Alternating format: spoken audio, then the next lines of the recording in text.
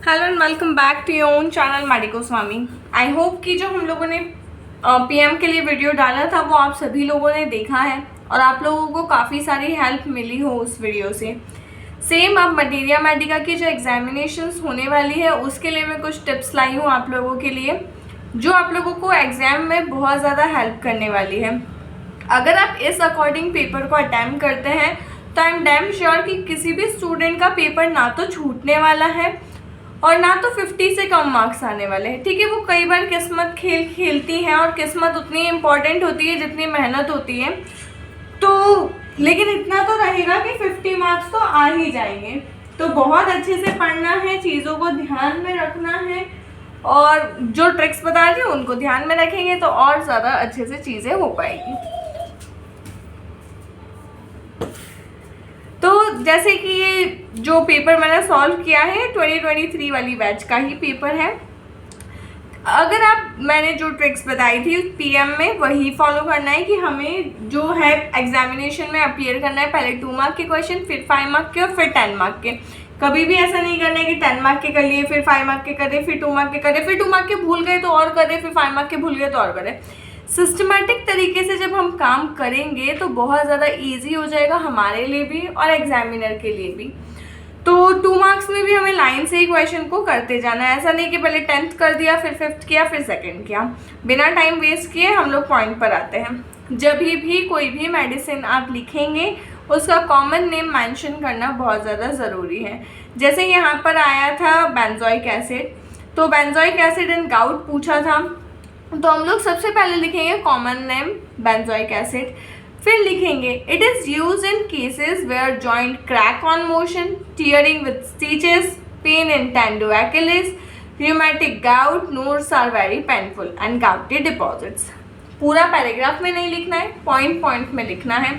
उसके बाद में चाहे क्वेश्चन 2 नंबर में आए, चाहे क्वेश्चन 5 नंबर में आए, चाहे क्वेश्चन 10 नंबर में आए, एग्रावेशन एम्लियोरेशन लिखना इज अ मस्ट। भला ही उसके 2 पॉइंट्स लिखो आप बेंजोइक एसिड एंड गाउट के, लेकिन एग्रावेशन एम्लियोरेशन आपको लिखना ही है। इससे क्या होगा कि एग्जामिनर आपको पूरे के पूरे 2 नंबर देगा। और हमेशा फोकस यही रखना कि आप लोगों को 2 मार्क के जो क्वेश्चंस हैं वो ऐसे अटैम्प्ट करो कि उसमें आपको 18 to 20 मार्क्स पूरे के पूरे मिले ही मिले, क्योंकि वहाँ आप लोगों की आधी जंग खत्म हो जाती है। क्योंकि 5 नंबर के 10 क्वेश्चन करे तो वो 20 नंबर तो देगा और 10 नंबर के तीनों क्वेश्चन करे तो 10 नंबर तो देगा, तो 50 नंबर हम लोगों के ईजिली हो जाते हैं। तो हमेशा 2 मार्क के क्वेश्चन करते वक्त बहुत ज़्यादा एतमान रखना और बहुत ज़्यादा फोकस से वो वाले क्वेश्चंस करना। देन नेक्स्ट आया बिस्मथ का चाइल्ड, फिर हम लोगों को सेम लिखना है common name that is nitrate of bismuth. फिर चाइल्ड के बारे में लिखना है कि चाइल्ड कैसा होगा, सॉलिट्यूड अनबियरेबल होगा कंपनी के लिए। अब सॉलिट्यूड अनबियरेबल है मतलब वो अकेला नहीं रह सकता।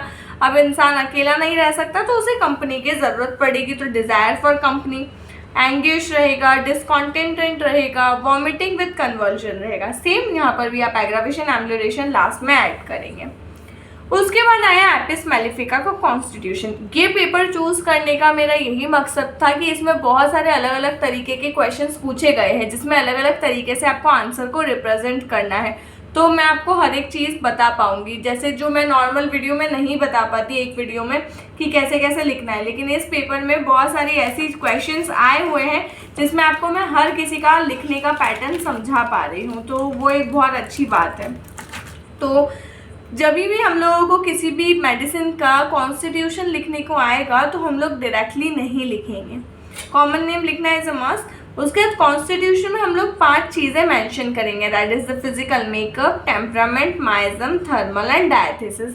ये 5 पॉइंट्स में ही कॉन्स्टिट्यूशन लिखेंगे, चाहे वो 2 नंबर में आए, 5 नंबर में आए, 10 नंबर में आए। ठीक है, फिजिकल मेकअप कैसा रहेगा एपिस मेलिफिका का, स्वेलिंग एंड पफिनेस रहेगा, रोजी ह्यू रहेगा और रेस्टलेसनेस रहेगा। टेम्परामेंट कोलेरिक है, माइज्म सोरा साइकोटिक है, थर्मल हॉट है और डायथेसिस प्रोफुलस है। यहाँ हमारा कॉन्स्टिट्यूशन खत्म होता है। इसके बाद एग्रावेशन एम्लियोरेशन और क्वेश्चन खत्म। You will get perfect 2 marks. और 2 नंबर के क्वेश्चंस अगर आपने ऐसे अटैम्प्ट किए तो एग्जामिनर को लगेगा नहीं ये बच्चे को सब कुछ आता है, तो आगे वो ज़्यादा पढ़ेगा नहीं आपको और मार्क्स देता चले जाएगा। 3, 3.5 मार्क्स वो आपके क्वेश्चन और हैंड राइटिंग के अकॉर्डिंग में देता चले जाएगा। तो स्टार्टिंग बहुत ज़्यादा अच्छे से करना, बहुत ज़्यादा थोड़ा सा जमा जमा के लिखने की कोशिश करना। टाइम सफिशिएंट होता है, कोशिश करना कि 2 मार्क के जो क्वेश्चन है वो आधे घंटे में हो जाए, उसके बाद जो 5 मार्क के क्वेश्चन है वो 1.5 घंटे में हो जाए, और उसके बाद के जो 10 मार्क के क्वेश्चन है वो 40 मिनट्स में हो जाए, 20 मिनट पर क्वेश्चन, तो 15 मिनट पर क्वेश्चन, तो 40 to 45 मिनट में हो जाएगा। तो आपके पास 15 मिनट बचेंगे जिसमें आप अपने पेपर को अंडरलाइन कर सकते हो, हाईलाइट कर सकते हो, आपके पास समय रहेगा। अब आया टंग ऑफ टैरेक्सिकम, तो सेम कॉमन नेम लिखेंगे डैंडेलियन। टंग के कैरेक्टरिस्टिक्स लिखेंगे, the characteristics of tongue of taraxacum is mapped tongue रहेगी, tongue covered with white film जैसे टाइफॉइड फीवर में रहता है, feels raw, comes off in patches, living red sensitive spots. Side में छोटा सा ऐसा टंग का डायग्राम बना दिया, उस पर रेड स्पॉट्स बना दिए, टंग ऑफ टैरेक्सिकम। पूरे मार्क्स मिल गए आपको। हमें अपना पेपर ना थोड़ा सा अलग दिखाना है, क्योंकि एक जैसा तो सभी लोग लिखेंगे, लेकिन कुछ ऐसा यूनिकनेस रहना चाहिए कि लगे नहीं ये बच्चा कुछ अलग है, ठीक है। अब modalities of Dioscorea, common name लिखा, फिर मॉडलिटीज का डेफिनेशन लिखा, क्योंकि जस्ट हम लोग एग्रावेशन एम्युलेशन लिख देंगे तो वो एक छोटा सा आंसर होकर के और ख़त्म हो जाएगा, लेकिन अगेन रिपीटिंग कि हमें हमारी कॉपी को बाकी लोगों की नोटबुक से अलग दिखाना है। अब मानो 1500-1600 बच्चे एग्जामिनेशन देंगे, लेकिन आप जो 20-30 बच्चे वीडियो देख रहे हैं, कम से कम आप 20-30 लोगों की कॉपियाँ तो अलग झलकेगी, तो वो उनसे तो अलग हुए ना। यही तो इंडिविजुअलाइजेशन है जो हम लोग होम्योपैथी में पढ़ते हैं। तो being a homeopath we will also individualise our notebooks also. Great. तो फिर लिखेंगे modalities are the general modifiers of the disease condition. In case of dioscorea it includes, फिर एग्रावेशन में evening, night, lying down, doubling up, amelioration में standing erect, motion, open air and pressure. अगर आपको किसी भी मेडिसिन का aggravation एम्युलेशन नहीं याद रहता है तो आप ये एज अ कॉमन भी याद कर सकते हो। फिर आया leucorrhoea and murex, common name लिखा म्यूरेक्स का, दैट इज पर्पल फिश। फिर ल्यूकोरिया लिखा, leucorrhoea is a normal secretion from vagina which is non offensive, in case mix with complications require treatment.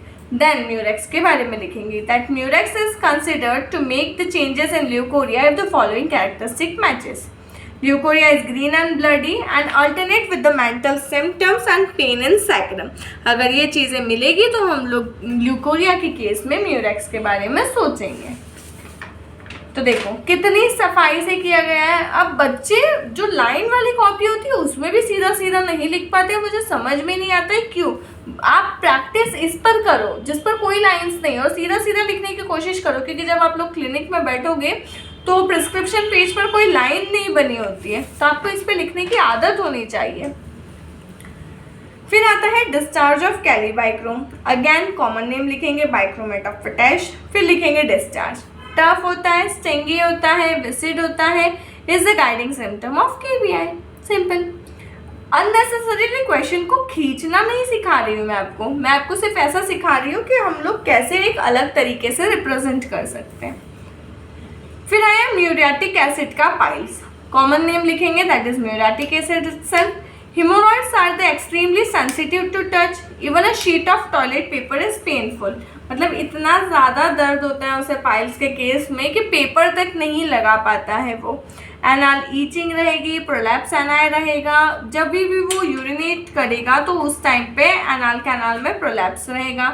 Hemorrhoids during pregnancy हुए हैं तो भी muriatic acid बहुत अच्छा काम करती है। ब्लूइश हॉट रहेंगे और उसमें बहुत ज़्यादा चुभने वाला पेन रहेगा। अगेन हम लोगों ने एक डायग्राम बना दिया, piles of muriatic acid even soft tissue causing pain. तो यहाँ पर हमें 2 मार्क में भी ऐसा ही लिख सकते हो। 5 मार्क में अगर आप लोगों को लिखना है, सेम कॉमन नेम लिखा, हेमोरॉइड की कैरेक्टरिस्टिक्स और 2-4 बढ़ा दिया, एग्रावेशन लिखा। एग्रावेशन एम्युलेशन आप हर क्वेश्चन में ऐड करके आएंगे, ठीक है। अगर किसी मेडिसिन का आप थेरापेटिक भी लिख रहे हैं दूसरे सब्जेक्ट में तो भी आप लोग एग्रावेशन एम्युलेशन लिख करके आएंगे, क्योंकि उससे मेडिसिन चेंज हो जाती है, ठीक है। नाउ आया एस्ट्रियस रुबेंस का एपिलेप्सी, कॉमन नेम लिखा रेड स्टारफिश। फिर एपिलेप्सी की कैरेक्टरिस्टिक्स लिख दी, gets unsteadiness, muscles refuses to obey the will, epilepsy produces by twitching all over the body. Aggravation amelioration लिखा एंड खत्म। लास्ट क्वेश्चन देखते हैं, question number 10 that is croton tig का diarrhoea, common name croton oil से। उसके बाद में croton tig is the remedy if the following characteristics of diarrhoea are found. Copies watery stool रहेगा, मच अर्जिंग रहेगा, stool out forcibly, स्वैशिंग sensation रहेगा। फिर again एक डायग्राम बना दिया कि forceful expulsion of stool in croton टिक। जब भी आपका एक आंसर खत्म होगा आप उसके नीचे लाइन ड्रॉ करेंगे, that is a must. Okay, that makes your notebook more neat and clean. Her question के बाद में आप लोग लाइन ड्रॉ करेंगे, जिससे क्या होता है दो आंसर के बीच में सेपरेशन भी होता है और आप लोगों की कॉपी अलग से अच्छी सुंदर से दिखती है। और बहुत ज़्यादा ज़रूरी है नीटनेस एंड क्लीनलीनेस शो करना। You are going to become a doctor, you are in your pre-clinical year, so it is very much important. So this was all about today's video. Video को जब देखते हो तो like कर दिया करो, channel को सब्सक्राइब कर दो। बहुत सारी चीज़ें हैं जो आपके काम की हैं। PM, CM, repertory, Organon, materia सबकी आप प्लेलिस्ट जा कर के देख सकते हो। मटेरिया का बहुत शॉर्ट में मैंने डाल रखा है जहाँ आप इजीली रिवाइज कर सकते हो BHMS फाइनल ईयर के मटेरिया के लिए। Thank you for watching the video. I hope you enjoyed this and liked this. Thank you.